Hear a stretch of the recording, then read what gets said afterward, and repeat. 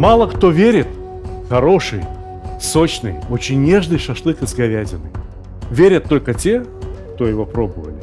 Особенно те, кто пробовали, извините, пожалуйста, за нескромность, из моих рук.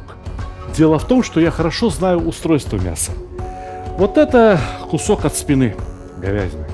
Посмотрите, вот здесь начинается ребро, вот оно пошло. Вот этот верхний слой мяса на шашлык почти что не годится. Нет, конечно, можно приготовить и из этой части, но все-таки такое мясо лучше пустить на что-то другое, на что-то жареное, тушеное. А вот эта большая круглая мышца прямо просится на стейки и на шашлык. Ну и первым делом отделим мышцу с поверхности. Замечательное мясо. Хоть в суп, хоть в плов, хоть в гуляш. Отлично. Но не шашлык.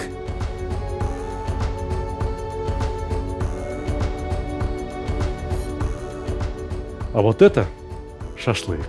Вот это просто супер какой шашлык. Хребет и загривок, несомненно, это бульон. Но вот здесь есть еще и ребрышко замечательное. Отруби и готовь.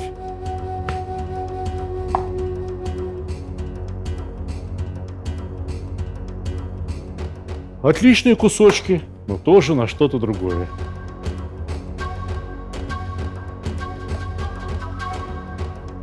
Ну, полюбуйтесь, да ведь практически мраморное мясо.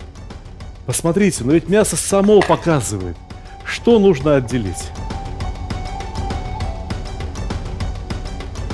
Полюбуйтесь, посмотрите, какое нежное мясо. Здесь волокна сами распадаются. Это будет такой шашлык. О-о-о. И как же нарезать мясо? Мясо само подсказывает, как его нарезать. Посмотрите, вот один кусочек шашлыка. А вот второй кусочек шашлыка. Да, они немного разные. Посмотрите, этот больше, этот меньше. Некоторые режут красиво. Они возьмут кусок и нарезают ровными кубиками. Но часть мышцы здесь, часть мышцы там. И в середине куска проходит соединительная ткань, либо жир, которые остаются попросту сырыми. Это нехорошо. Это неправильно. Жир и соединительная ткань должны находиться все время снаружи кусочка мяса. Посмотрите, вот как. Я вот так ее и насажу на шампур. И вот так к огню поверну. И она поджарится, подрумянится, выпустит из себя жир и станет хрустящей. При этом мясо останется идеальным.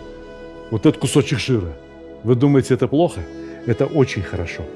Шашлык без жира не бывает. В шашлыке кусочки жира обязательно должны встречаться. Хотя бы ради того, чтобы этот жир таял, капал в уголь и создавал приятный аромат. Очень жесткие жилы. Никогда ничего хорошего из них не получится. Но сверху восхитительное мясо.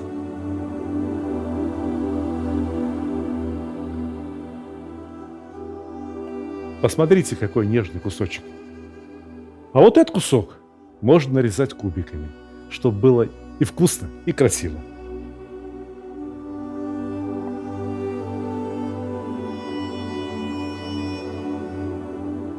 Ну и сколько здесь мяса? Чуть больше килограмма. Я думаю, может быть, 200 кг. Кто-то скажет: ой, не хватит, не наемся. Но это шашлык не для того, чтобы наедаться. Это шашлык для того, чтобы съесть 2 кусочка и восхищаться. Потому что 2 кусочка шашлыка имеют тот же самый вкус, что и 10 кусков. Неполная ложка соли. Пол столовой ложки черного перца. Перемешаем, чтобы соль и перец равномерно распределились по мясу. Знаете, что у меня в кувшинчике? Здесь волшебная жидкость. Взяли лук, пропустили его через мясорубку и отцедили сок. Ведь когда мясо маринуют с луком, именно луковый сок действует на мясо. А луковый жмых здесь нам ни к чему. Посмотрите, как под воздействием лукового сока мясо моментально меняет свой цвет.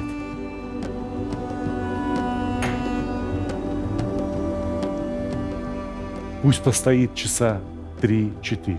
После этого можно начинать готовить. Отлично замариновалось мясо. Вы только посмотрите, какие кусочки. Они уже буквально полупрозрачные. Нанизываем на шампуры.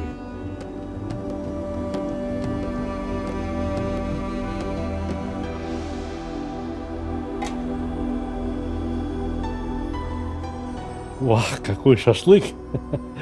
Один кусок мяса лучше другого. Такой шашлык требует яркого, мощного угля. Готовиться он должен очень быстро. Минут 6, не больше.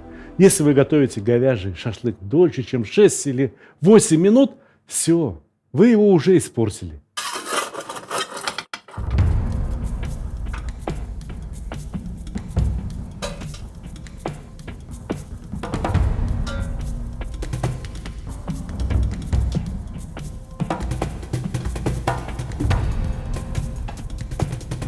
Ну и все, и на мангал.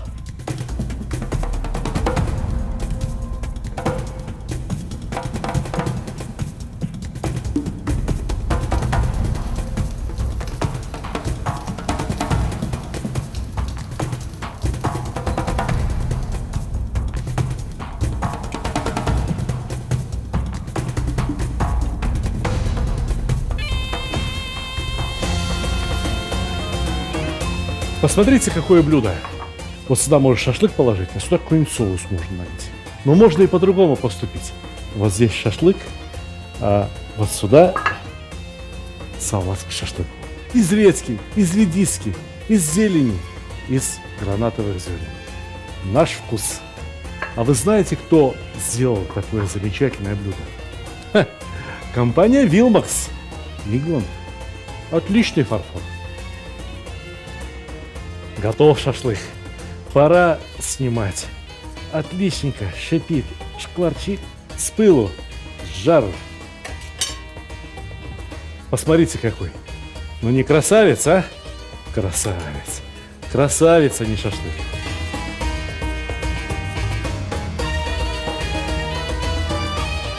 Готов шашлык. Самый нежный, самый сочный, самый роскошный. Один из моих самых любимых. Приятного вам аппетита!